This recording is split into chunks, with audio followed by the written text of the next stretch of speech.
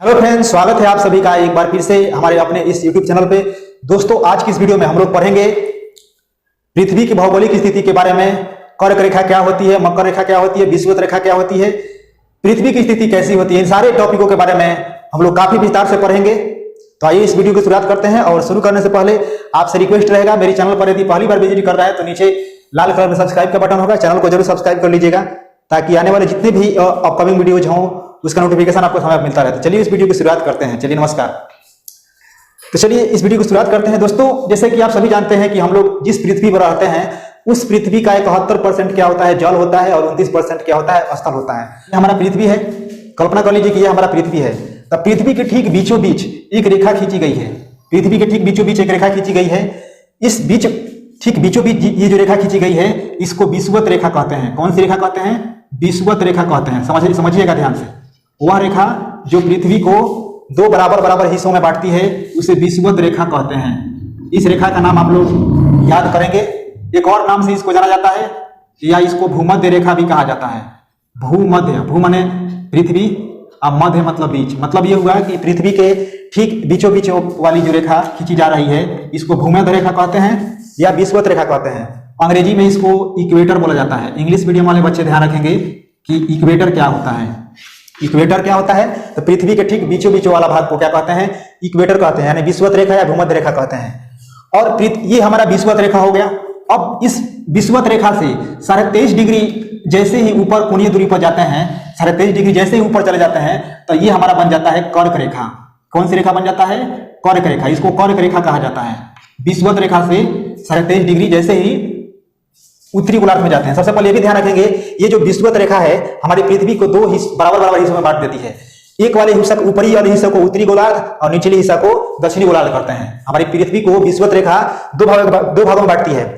सबसे ऊपरी भाग को उत्तरी गोलार्ध और सबसे निचली भाग को दक्षिणी गोलार्ध कहते हैं। यहाँ पर एक बिंदु दे देते हैं, ठीक है ना। ये हमारा होता है उत्तरी ध्रुव और ये हमारा होता है दक्षिणी ध्रुव यानी साउथ, ठीक है। तो ये उत्तरी गोलार्ध, ऊपर वाला भाग को उत्तरी गोलार्ध और नीचे वाला भाग को दक्षिणी गोलार्ध कहते हैं। ये हमारा होता है विषुवत रेखा से 23.5 डिग्री उत्तरी गोलार्ध में स्थित रेखा क्या होती है? ये होती है कर्क रेखा। इसको अंग्रेजी में बोलते हैं Tropic of Cancer. Tropic of Cancer कहते हैं। समझेंगे सब इंग्लिश मीडियम वाले बच्चे, ताकि इंग्लिश में भी मैं लिख दे रहा हूं ताकि समझ में आए आसानी से। ट्रॉपिक ऑफ कैंसर कहा जाता है कर्क रेखा को इंग्लिश में। और 23.5 डिग्री जैसे ही आप दक्षिणी गोलार्ध में जाते हैं तो ये हो जाता है, बन जाता है मकर रेखा। कौन सी रेखा बन जाता है? मकर रेखा। आप यहीं से परिभाषा भी आसानी से याद कर सकते हैं। इसको अंग्रेजी में बोला जाता है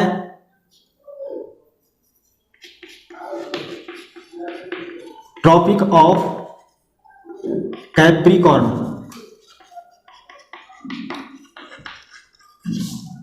ट्रॉपिक ऑफ कैप्रिकॉर्न कहा जाता है अंग्रेजी में मकर रेखा को। मकर रेखा को अंग्रेजी में ट्रॉपिक ऑफ कैप्रिकॉर्न कहते हैं। तो आपको समझ में आ गया होगा कि मकर रेखा और कर्क रेखा क्या होती है। और ये जो हमारी मकर रेखा होती है ये 23.5 डिग्री दक्षिणी गोलार्ध में होती है और कर्क रेखा क्या होती है? 23.5 डिग्री उत्तरी गोलार्ध में होती है। अब बात ये भी उठ सकता है कि कर्क रेखा किसे कहते हैं। तो कर्क रेखा की परिभाषा आप काफी आसानी से दे सकते हैं। इसके लिए क्या करना है, इस फिगर को ध्यान से समझिएगा। कर्क रेखा को आसानी से परिभाषित करने के लिए क्या कहेंगे कि जो रेखा विषुवत रेखा से 23.5 डिग्री उत्तरी गोलार्ध में स्थित हो उसे कर्क रेखा कहते हैं। एक बार फिर से मैं समझा देना चाहता हूं, जो रेखा विषुवत रेखा के उत्तरी गोलार्ध में 23.5 डिग्री कोण पर झुकी हुई हो, चाहे 23.5 डिग्री कोणीय दूरी पर हो, उसे क्या कहते हैं? कर्क रेखा कहते हैं। और अब बात कर लेते हैं मकर रेखा की। तो जो रेखा विषुवत रेखा के, ऐसे डेफिनेशन इसका दे सकते हैं, जो रेखा विषुवत रेखा के दक्षिणी गोलार्ध में 23.5 डिग्री कोण पर झुकी हुई है तो इसे कहते हैं मकर रेखा। एक और रेखा होती है जिसका नाम है आर्कटिक रेखा। समझिएगा ध्यान से, इसको बोलते हैं आर्कटिक रेखा। इसका नाम है आर्कटिक रेखा बोलते हैं इसको, जो कि 66.5 डिग्री पर होता है। ध्यान रखिएगा, 66.1/2 डिग्री पर यह होता है आर्कटिक रेखा। और उसके बाद इधर उत्तरी ध्रुव में ये हो जाता है आर्कटिक रेखा। और उसके बाद ये जो रेखा होती है इसको बोलते हैं अंटार्कटिक रेखा। अंटार्कटिक रेखा, इसको अंटार्कटिक रेखा बोला जाता है। विषुवत रेखा से 66.5 डिग्री के विषुवत रेखा के 66.5 डिग्री कोणीय दूरी पर स्थित रेखा को अंटार्कटिक रेखा कहते हैं। अब बात उठता है कि यहाँ पर प्रश्न भी उठ सकता है कि आर्कटिक रेखा किसे कहते हैं। तो आर्कटिक रेखा उसे कहते हैं जो विषुवत रेखा से 66.5 डिग्री उत्तरी गोलार्ध में स्थित होता है। जो रेखा विषुवत रेखा से 66.5 डिग्री उत्तरी गोलार्ध में स्थित होता है उसे आर्कटिक रेखा कहते हैं। जैसे ये समझ सकते हैं, मैं सब पृथ्वी के बारे में मैं स्टेप बाय स्टेप बता रहा हूं। ये अगर समझ जाते हैं तो आपको समझने आगे के जो टर्म होंगे समझने में कोई प्रॉब्लम नहीं होगा, आप विस्तार से समझते चलिए। उसके बाद है अंटार्कटिक रेखा। अंटार्कटिक रेखा क्या होती है? तो विषुवत रेखा से 66.5 डिग्री दक्षिणी गोलार्ध में जो रेखा स्थित होती है उसे हम लोग कहते हैं अंटार्कटिक रेखा। समझते जाइएगा विस्तार से। अब उसके बाद बात उठती है, ये जो रेखा आपको दिखाई दे रही है, अब देखिए यहां पर ये होता है, ये वाला जो भाग होता है इसको पश्चिमी भाग बोलते हैं, इसको वेस्ट बोलते हैं, और इसको क्या बोलते हैं? ईस्ट बोलते हैं। अब एक और आप लोग को पढ़ने को मिला हुआ कई बार से, ये अक्षांश रेखाएं और देशांतर रेखाएं क्या होती है। तो अक्षांश रेखा मैं आपको बता देना चाहता हूं कि जो रेखाएं विषुवत रेखा के समांतर पश्चिम से पूर्व की ओर खींची जाती है, चाहे पूर्व से पश्चिम की ओर खींची जाती है, उस रेखा को क्या कहते हैं? अक्षांश रेखाएं कहते हैं। मतलब ये विषुवत रेखा है, ठीक है। अब विषुवत रेखा के समांतर जितनी रेखाएं खींची गई हैं ये क्या होती हैं? इसी को कहते हैं अक्षांश रेखाएं। जैसे कि समझ सकते हैं अक्षांश रेखाएं किसे कहते हैं? तो वह रेखा जो विषुवत रेखा के समांतर खींची जाती है, जैसे विषुवत रेखा यानी पश्चिम से पूर्व की ओर खींची जाती है, उसे अक्षांश रेखाएं कहते हैं। इस बात को समझते जाएंगे। और अक्षांश रेखाएं क्या होती हैं? एक दूसरे के समांतर होती हैं। और एक और बात का ध्यान रखेंगे, सबसे बड़ा चीज ये कि दो अक्षांश रेखाओं के बीच की जो दूरी होती है 111 किलोमीटर होती है। दो अक्षांश रेखाओं के बीच की जो दूरी होती है क्या होती है? कितना होती है? 111 किलोमीटर होती है। इसको भी आपको दिमाग में नोट करके चलना है। और उसके बाद मैं आपको सबसे बड़ा फैक्ट बता देता हूं, ये हो गया कर्क रेखा। और कर्क रेखा जो है भारत के ठीक बीचों बीच से होकर गुजरती है। कर्क रेखा कहां से गुजरती है? तो भारत के ठीक बीचों बीच से होकर गुजरती है, जिसमें भारत के 8 राज्य शामिल होते हैं। भारत के 8 राज्य कर्क रेखा को स्पर्श करते हैं। वो कौन कौन सा राज्य है मैं आपको बता देना चाहता हूं। ये राज्य हैं, इसके लिए मैं ट्रिक बना देता हूं, मित्र पर गमछा झार।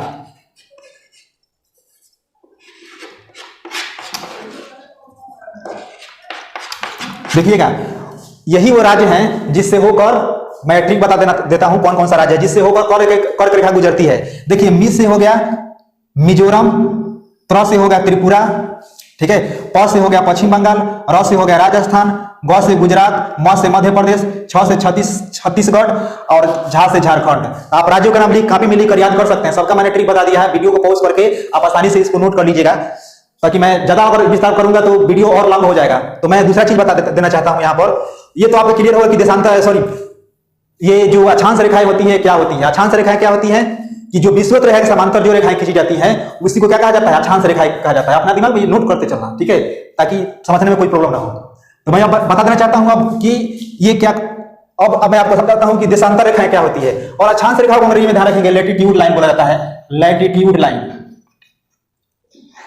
लाइन बोला जाता है। और मैं आपको समझाता हूं कि देशांतर रेखाएं क्या होती हैं। तो वह रेखा अपने दिमाग में मतलब बिना याद किए ही अगर मतलब याद रखना है तो आपको करना क्या है, मतलब ज्यादा कुछ नहीं करने की जरूरत है। इतना बड़ा कोई मतलब ये डिफिकल्ट नहीं है इसका डेफिनेशन कि मैं और अच्छे से मैं समझाऊं, बस सुनकर याद कर सकते हो। सुनो ध्यान से मैं क्या बता रहा हूं कि वह रेखा जो उत्तरी ध्रुव और दक्षिणी ध्रुव को मिलाती है उसे देशांतर रेखा कहते हैं। जैसे देखो ये एक रेखा है, ठीक है, यहां से आकर मिल जाती है, इस बिंदु पर उत्तरी ध्रुव पर आकर मिल रही है, फिर इधर से ऐसे आके मिल रही है, इसको क्या बोलते हैं? देशांतर रेखाएं कहते हैं। और ध्यान रखें कि देशांतर रेखाएं समांतर नहीं होती है। इसे यहां पर ऐसे जाकर मिलेगा और फिर यहां से ऐसे जाकर मिलेगा, फिर यहां से ऐसे जाकर मिलेगा दक्षिणी ध्रुव पर, और फिर उत्तरी ध्रुव से जाकर फिर यहां पर मिलेगा, कहां पर? उत्तरी ध्रुव से दक्षिणी ध्रुव पर मिल रहा है। देख सकते हैं ये जो फिगर बना है ग्लोब के जैसा बन गया कि नहीं? तो यही हमारा ग्लोब के जैसा प्रतीत होता है। तो मतलब कहने का मतलब है कि देशांतर रेखा किसे कहते हैं? तो वह रेखा जो पृथ्वी के नहीं, जो उत्तरी ध्रुव और दक्षिणी ध्रुव को मिलाता है उसे क्या कहते हैं? देशांतर रेखाएं कहते हैं। आपको मैं बता देना चाहता हूं कि ये होता है कर्क रेखा और ये हो जाता है मकर रेखा।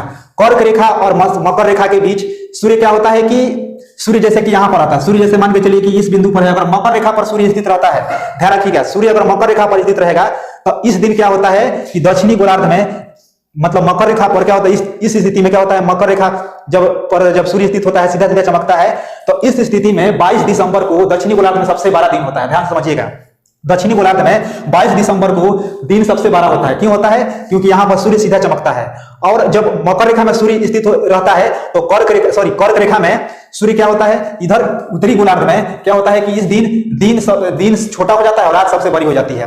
और मकर, देखिएगा ध्यान से, यहां पर कर्क रेखा जब सूर्य जो होता है कर्क रेखा पर स्थित होता है, चमकता है, तो इस स्थिति में क्या होता है कि दिन सबसे बड़ा होता है। मैं आपको बता देना चाहता हूं कि 21 जून को उत्तरी गोलार्ध में दिन सबसे बड़ा होता है, तो इधर क्या होगा, दक्षिणी गोलार्ध में दिन सबसे छोटा हो जाता है। ध्यान रखिएगा, क्योंकि सब सूर्य की घूर्णन का स्थित होता है। तो मुझे उम्मीद नहीं, पूरा भरोसा है कि आपको आर्कटिक रेखा, कर्क रेखा, विषुवत रेखा, मकर रेखा, अंटार्कटिक रेखा समझ में आ गया हो। मैं फिर भी आपको कोशिश करता हूं कि विस्तार से मैं और समझा दूं। और इसमें क्या समझने वाली चीज है कि हमारा जो सूर्य, हमारा जो देश है, हमारा जो देश भारत है, वो कर्क रेखा तो उससे होकर गुजरता ही है। जैसे मान के चलो कि हमारा ये इंडिया है, ठीक है, हमारा ये इंडिया है। मैं नक्शा जैसे मान के चलिए इंडिया है, ये कर्क रेखा पर नहीं है, कर्क रेखा से ठीक ऊपर है। तो जैसे जैसे आप विषुवत रेखा से उत्तरी गोलार्ध दक्षिणी गोलार्ध में मतलब बढ़ते चले जाते हैं, क्या होता है कि ठंडा बढ़ते चला जाता है। ये जो ध्रुव दिखाई दे रहा है, उत्तरी ध्रुव और दक्षिणी ध्रुव, आप जीके में पढ़े ही होंगे कि उत्तरी ध्रुव और दक्षिणी ध्रुव पर 6 महीने का दिन और 6 महीने का रात होता है। इसको आपको समझते चलना है। तो देखिएगा, तो जैसे और ये जो क्षेत्र होता है, सूर्य एक बार यहां से जब जाता है, एक बार यहां से जैसे गया तो यहां पर भी चमका, फिर यहां गया तो फिर यहां पर भी चमका, फिर यहां से आकर यहां गया और फिर यहां आया। मतलब सूर्य इधर से गया तभी इसने विषुवत रेखा को पार किया, और जब इधर से आया तभी विषुवत रेखा को पार किया। इसीलिए कहा जाता है कि जो भी देश विषुवत रेखा पर स्थित होते हैं ना, वहां सालों भर गर्मी पड़ती है। अब विषुवत रेखा पर कौन कौन से देश है, जैसे इक्वाडोर है, ब्राजील है, इंडोनेशिया है, ये सब क्या है, विषुवत रेखा पर स्थित है, इसीलिए वहां पर सालों भर गर्मी पड़ती है। लेकिन हमारा जो भारत है वो कर्क रेखा उसको क्या करती है, बीचों बीच उससे होकर गुजरती है।